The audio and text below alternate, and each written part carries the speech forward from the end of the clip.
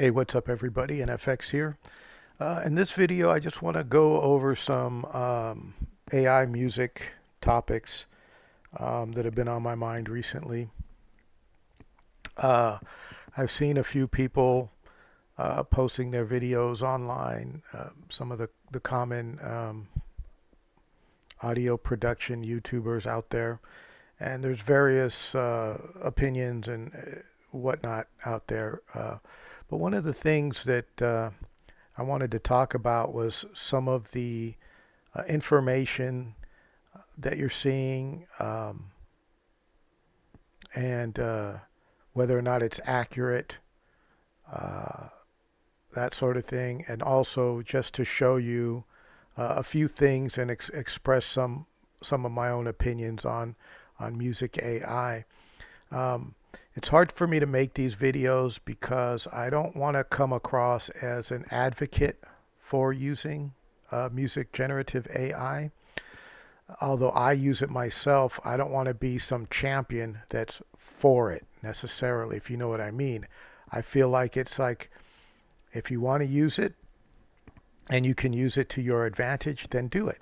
And if you don't want to use it, then don't. I think it's as simple as that.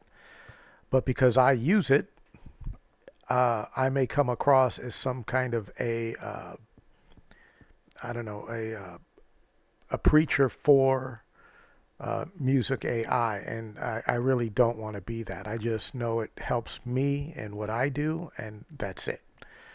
But that being said, I do see some people out there who are against music AI, or at least they claim to be against music AI, and they seem very emotionally charged about it. A few months ago, one of one of the YouTubers I saw said that AI training songs was like someone coming up to you and putting a gun to you and saying, "Give me all your money," um, which I thought was kind of ridiculous. It showed me that they don't really understand how AI training works, number one. Two, that they're making assumptions that by using copyrighted songs that AI is somehow breaking the law. There is no law around it, right? So they're not technically breaking any law. Now, they can be taken to court, perhaps, and sued. And if the AI companies lose the lawsuit, they can be liable for it. But that doesn't even mean that they really broke a law, because a law is something that's very explicit in a code somewhere that says you cannot do this. And as far as I know, no laws have been made specific for AI training. You could look at it in terms of when you say AI training, does it listen to a copyrighted song? And when I say listen, I mean break it down. Yes, it does. But what is it doing? Right? It's not sampling that song. It's not copying its its MIDI notes. It's not saving little snippets of it or anything like that. And when it creates output, the output is also created in such a way that it doesn't use any existing song as a template for what it's going to do. The way AI training works is it listens to a bunch of songs, categorizes them based off various attributes, like that, probably thousands and thousands of attributes. I'm not an AI trainer, so I don't know exactly how many, but it'll look at things like beats per minute, the key that it was written in, the tempo. It'll see rhythmic patterns that are used, etc.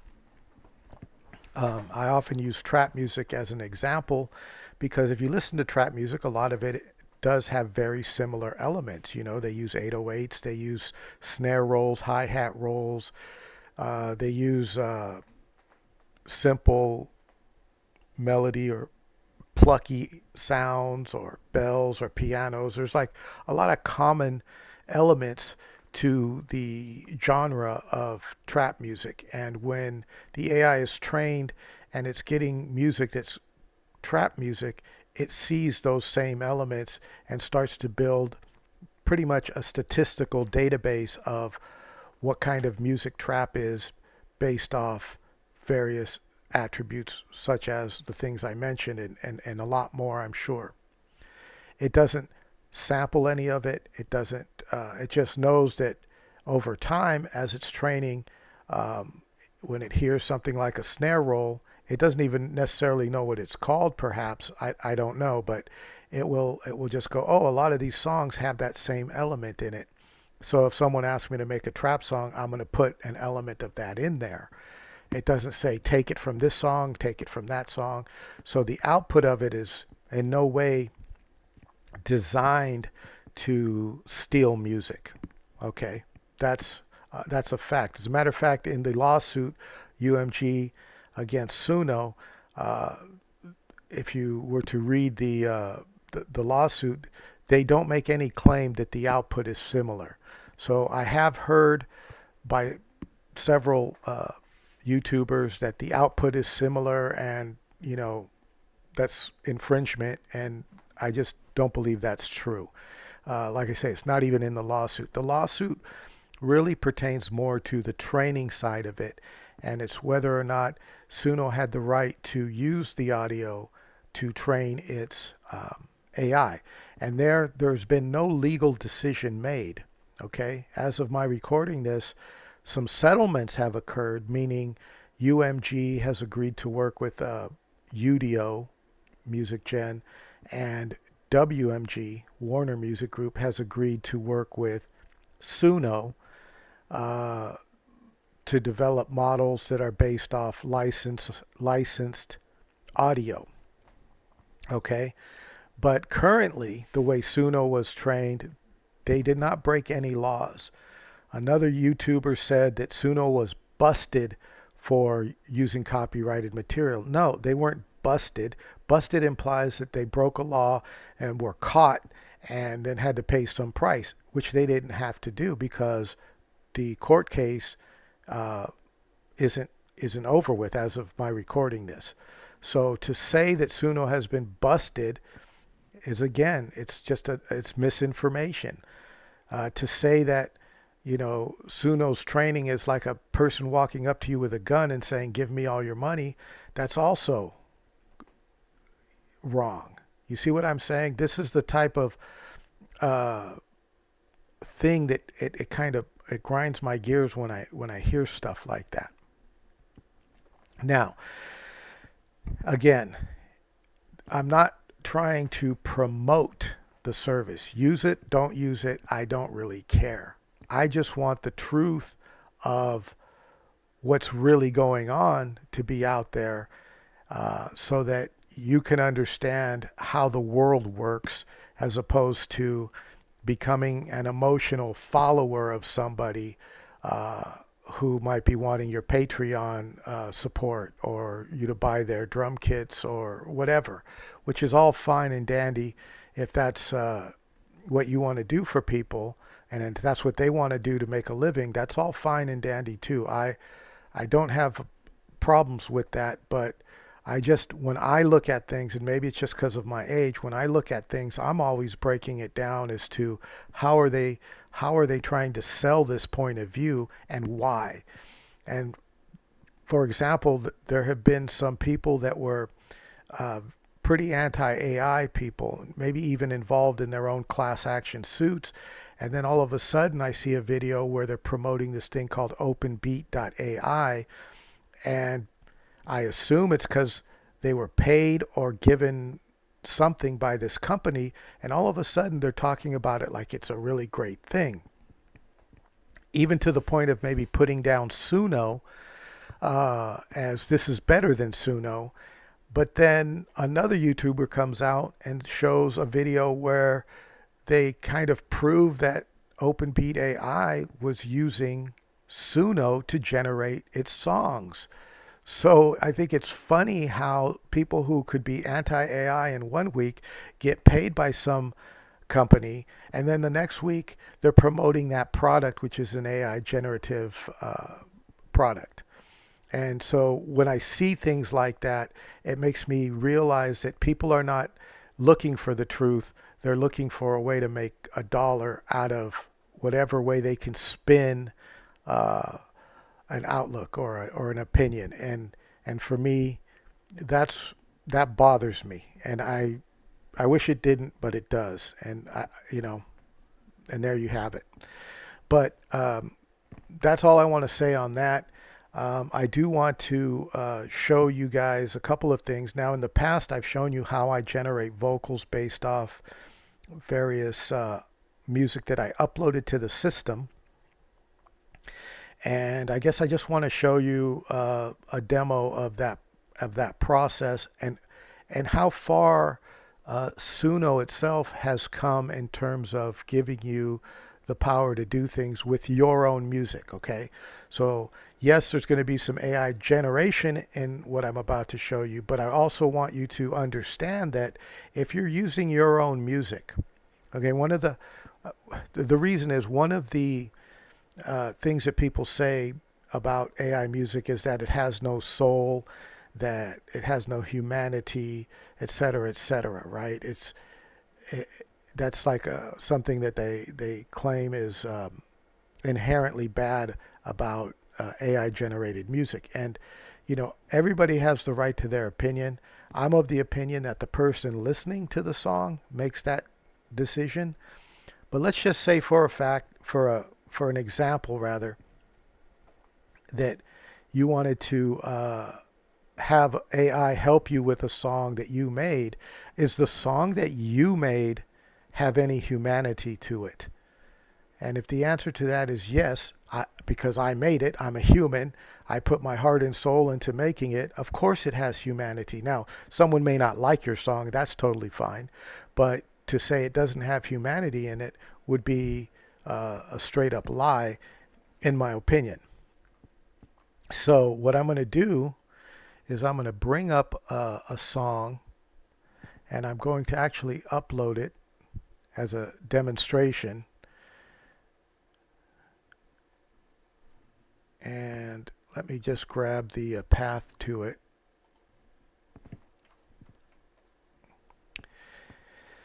And it's called Bumps in the Road. I'm going to save this.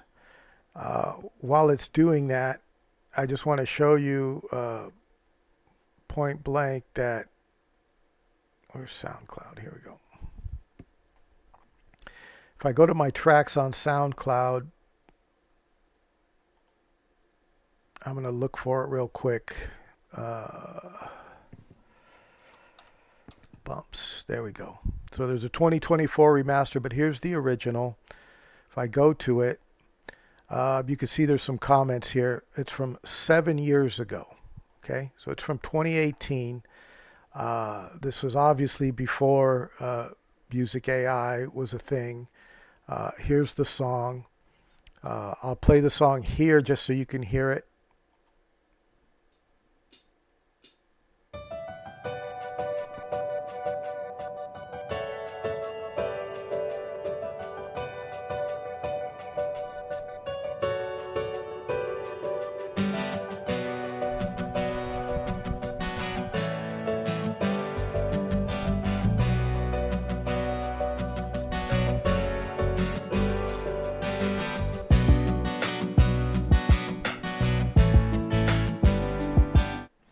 Okay.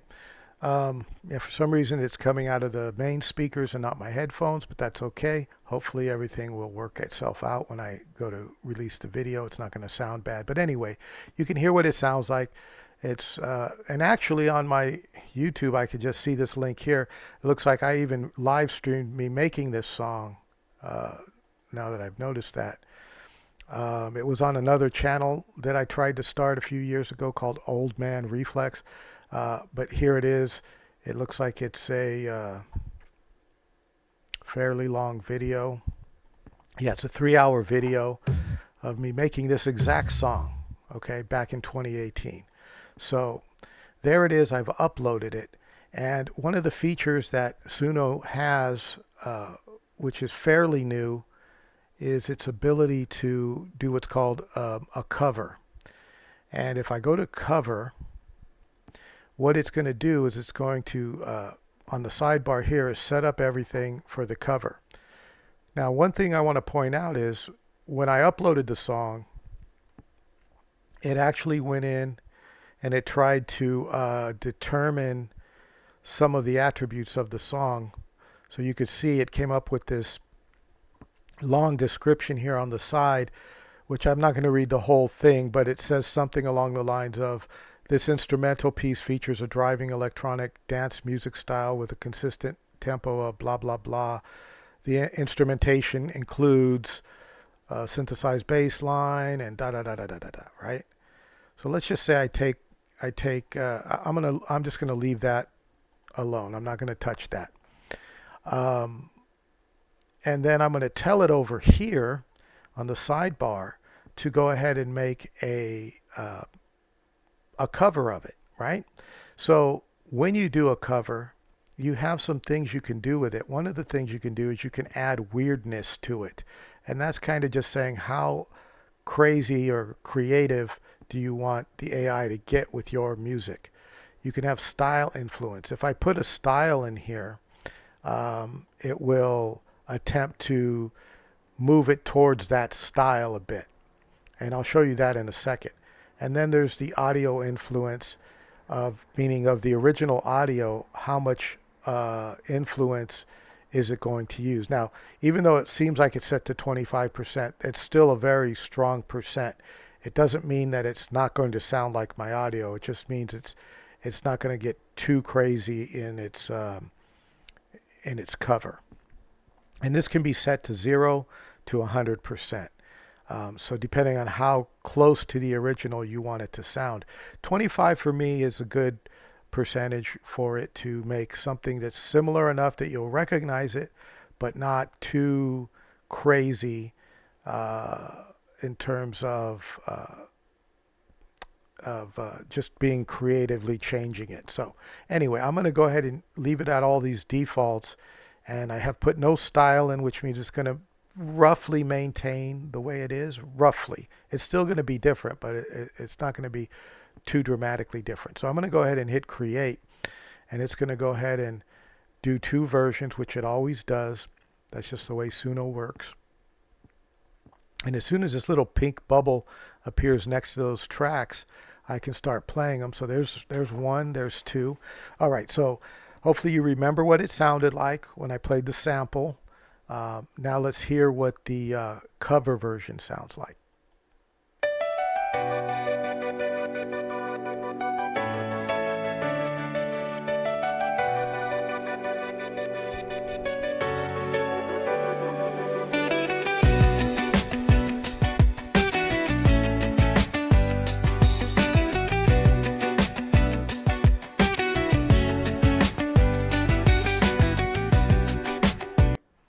That's 1.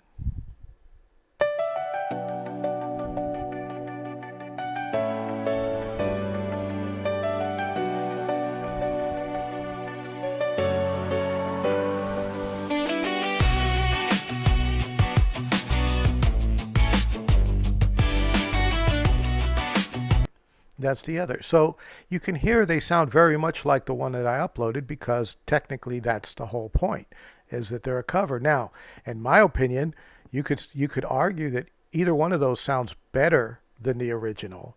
But my point is this: I created the original. You cannot say what I created did not have any form of humanity in it, right? You can't. I created it. And I'm a human. So the outputs that it has created for me, the cover versions, have to retain some of that humanity, even though it's the AI that made the choices on maybe to put a electric guitar in there, which I did here, or how to add some pads to the background, or whatever it does, what drums it chose. It's using my drum beat, my chord progressions, my melodies. It's using the tempo and the style at which I played things. So you cannot tell me that these have no humanity in them when they obviously do. Okay? Now, I could also do things that let it get a little more creative. If I was to actually put a style in here, and let's just say I'll say give me a synthwave version of that, okay? And then down here in the advanced options, I'm going to bump up the style influence just a bit so that it looks at my style here and it tries to add a little bit of extra of that style to the music. And I'm going to hit create. And we'll wait for these next two to load in.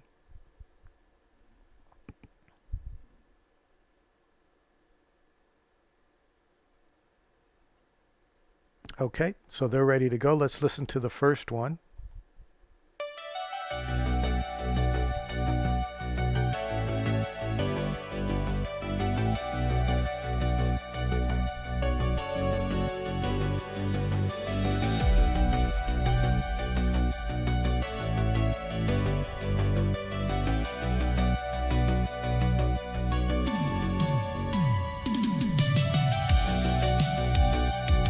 And now the second.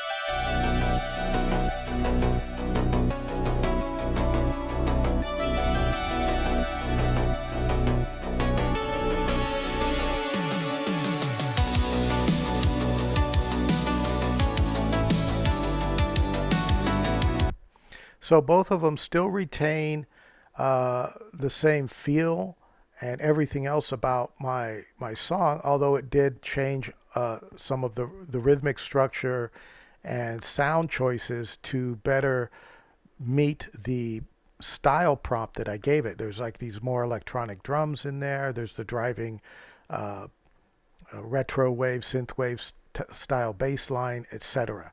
But you can hear that the original song is mostly maintained within that structure, right?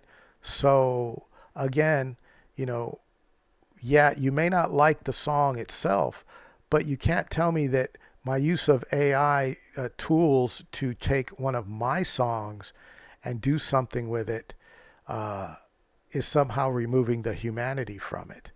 I'm not saying it makes it more human, but I can't understand why just because I use an AI tool that all of a sudden all of the humanity is removed from it. Now, for something like this, I might also add words to it. And again, I just want to demonstrate that. So I'm going to go into uh, my lyrics here. Now, one thing that I haven't really, I don't know that I've talked about it before, but I do and have written lyrics for my songs in the past. I don't always try to record lyrics or record vocals because I don't like my voice. I don't have a good sense of vocal control with regard to pitch.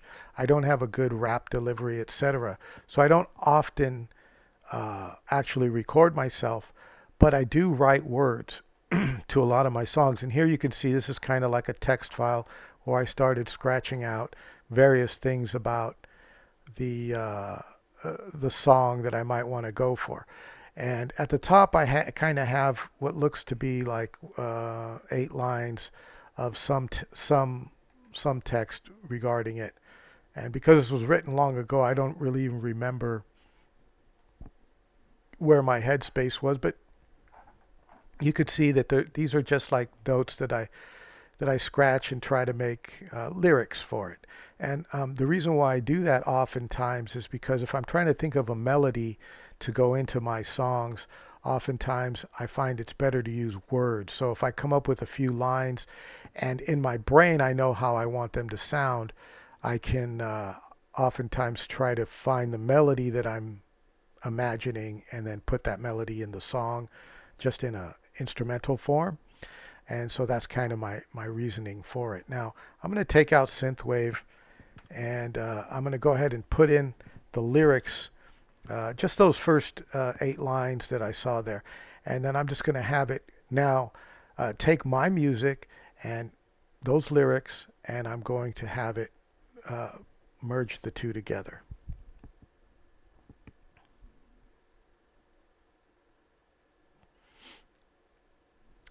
We'll wait for it to finish. Wait for these little dots to appear to the left of the new tracks. There they go. Okay, so now let's listen to the first one, and then let me bring the lyrics down a bit just so we could see them, and then I'll go ahead and hit play.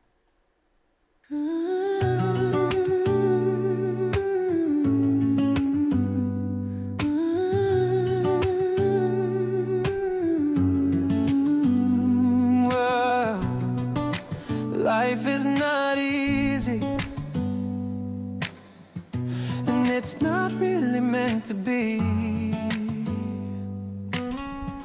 You can take a brand new perspective if you really care to look and see. Many things happen in a lifetime you will be unable to control. Looking back in your mind, you might notice they were all just bumps in the road. Life is not easy, and it's not really meant to be.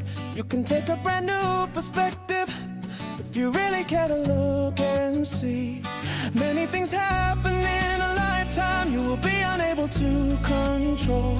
Looking back in your mind, you might notice they were all just bumps in the road. Okay, so there you heard two versions, and both versions fit into the song. The second version actually followed my my melody that I had in there pretty closely. The first one did the kind of that humming part, which also to me sounded really nice, but it was also using my melody. So again, I would say I wrote these words, I wrote the melody, I wrote the original track. You can't tell me that either one of these two versions is not human, other than I used a tool to help spice it up, right? So what the core of where it came from is from a 100% human source, and then it took what I did, both the words and the music, put them together, and it's giving me back now an output that to me, okay, this is just to me, sounds pretty good. And I could take it further if I wanted to make a full song. I could have it do the full song, right? So because of that, I guess I just want to make it clear that as AI is getting better and better, it's able to keep a lot of the humanity that maybe people would say was missing from AI assisted or AI generated songs, right? And I think that's a really important factor, because as more and more time goes by, I believe more and more people are going to start adopting AI for their own benefit. Now, I've shown you on my channel how I create lyrics, similar to what I just showed you now, how you could create your own beat tags, which to me is in no way an unethical procedure for you just to use an AI to create your own beat tags. You know what I'm saying? And you could even take just a simple 4-chord loop, put that in here, and then have it help you with maybe some ideas as to how to go forward with it in terms of, like just musical ideas and direction to go in. And I don't think there's anything wrong with that either. Does it make you lazy? Perhaps. I mean, I'm definitely not one to try to lie about things. But I will say this: if you listen to the words, let's go back to that first one. I'm going to play it, but when I play it, I want you to pretend for a moment that I sent a track to somebody who can sing, and I sent the words to that same person, and I said, come up with a part that goes along with that takes the lyrics that I did and the music that I did. Create it however you want, but record it and send it back to me. And then they sent me this.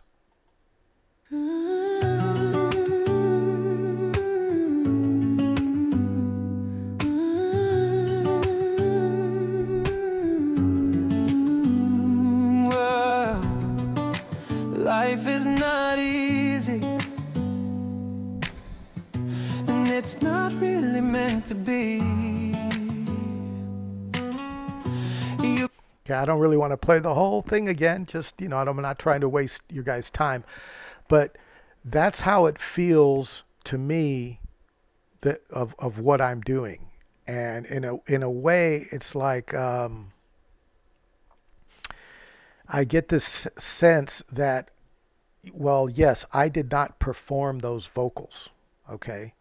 Uh, I am, in a way, acting as a middleman or a producer in terms of taking the various things that I have and putting them together to produce an output.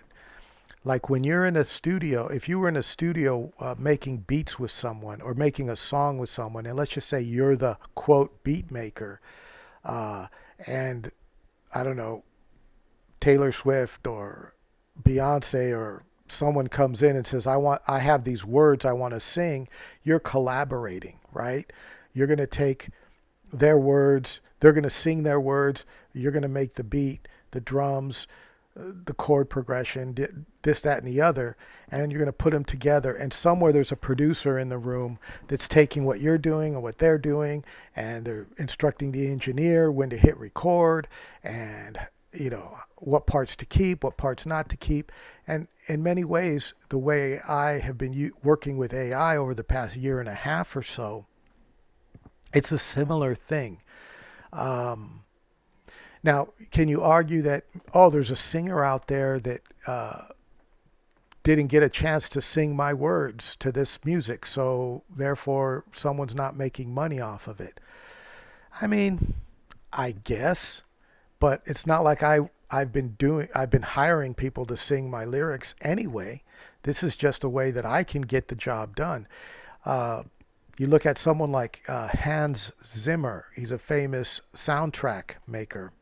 And I've seen interviews where he said that Cubase is like a godsend to him because now he can go into Cubase and write these large orchestral pieces, and he doesn't have to hire a 60-piece orchestra in a large space that they all fit in to record, and a composer or a conductor rather, that's going to direct everything, and engineers to set up the microphones, and someone to copy all the sheet music and distribute it, and et cetera, et cetera, et cetera. So I guess my point is that we take the tools that technology has given us, whether that's the ability to stream music anywhere we're at, as opposed to the old days when you had to have a cassette or a vinyl LP or an 8-track or whatever.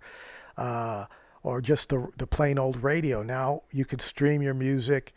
Now you can create any kind of music you want in the luxury of your single laptop in your bedroom with the right libraries and whatnot. And things just move forward. And this is another evolution of that same thing. And it does bother me a bit when I see some of these YouTubers who are very against AI, who don't choose to cover the positive aspects of what AI can give you until they're getting paid for it, right? Like with the whatever that fucking site was that I mentioned earlier, OpenBeat or whatever. Until they're getting some kind of a sponsorship, they're going to sit there and shit on AI, which it's their right to do it. You know what? They're playing to algorithms. They're doing what they need to do to make a living, and maybe because I don't make a living off YouTube, I don't have that same need to put these negative feelings about AI out there. You know, maybe someday I'll remonetize my channel and think about doing that. But right now, that's not who or what I'm about. I'm just about giving you guys free information. Hopefully, in my opinion, it's all truthful information, and just trying to help you guys to navigate, music making in a modern world, I guess. I predict in several years from now, pretty much AI will be 90% positively taken up by a lot of the people who are the haters now, with respect to it, and then they'll have their reasons why. It's like when that Open Beat AI was sent out to people, and people got presumably paid to talk about it. All of a sudden, they have good things to say, whereas before it was all bad things, right? So uh, maybe more money will enter the system, and people will get paid off and to change their views, and they'll just become more aligned with my ideas today. Like, am I the I've been talking about this for well over a year now, and the positive aspects of it. And will they follow my lead? Maybe not directly, and maybe they won't even admit it. But, I guess in many ways, I've been leading that whole YouTube space since I started 20 years ago. A lot of these guys are occupying lanes that I helped create way, way back in the day before there was a monetization to be had. And yeah, many of them, probably most of them, if I'm being 100% honest, do a better job of perhaps explaining audio production to you. And I don't have a problem with that. But you can't deny that I was there in the beginning, and I helped to form the whole YouTube audio production tutorial space. There's just no denying that, however you want to cut it. And when it comes to the AI, I feel like just because there's so much hate against it now, and I'm one of the few voices that has never talked bad about it. I've only looked at what benefit can I produce from it. That I'm like on the cutting edge of that, and I predict that in a year or 2 years, most people will be on that same vibe as where I'm at. Now, again, I don't want to sound like an advocate for AI, because I do understand that you don't need AI. If I chose, I could continue making music the way I've always made music, and potentially be just as happy with it. But since I've discovered AI, I feel like it helps me make better music, and that's really my goal. I'm not trying to make it in the industry, right? I'm not trying to get a record deal. I'm not trying to become an artist or anything like that. All I want to do is make music, have fun, and then when I do make music, try to make music that I would want to listen to. And if AI helps me to make music that's a little better than what I could do without it, I will use it. You know, I think that is going to be how most people will probably do it in the future, and and if you wanted to do that, I don't think you should feel bad about it either. I saw an interview on the In the Mix channel with Ryan Tedder, and he was saying how he uses Suno to generate samples that he could then chop up and use without any worries about copyright issues or copyright clearance issues, because he can create the samples or the songs that he will sample, and then he could then use them without any of that worry. So that's another thing that I didn't mention. Another way of using AI, if you're a sample-based music maker, you could make your own samples all day, and just use them in your works. Now, will your works be less human because you're just chopping up samples that an AI made, but you're still using your human skill and creativity to put them together? You're picking the drums, you're putting them in the MPC or whatever you're doing. You see what I'm saying? Like, the term AI doesn't necessarily mean that everybody who's using AI is simply typing a prompt, hitting a button, and then saying, look what I did, with whatever the output comes out. Yes, there are people like that, but I think people that are creative souls will not use it just like that. They'll use it in terms of enhancing their abilities, improving their output. and perhaps using it more like a collaborative tool than a replacement tool, because there is a lot of reward in just working on your own stuff. And yeah, and so I think a lot of people will continue to do that as well.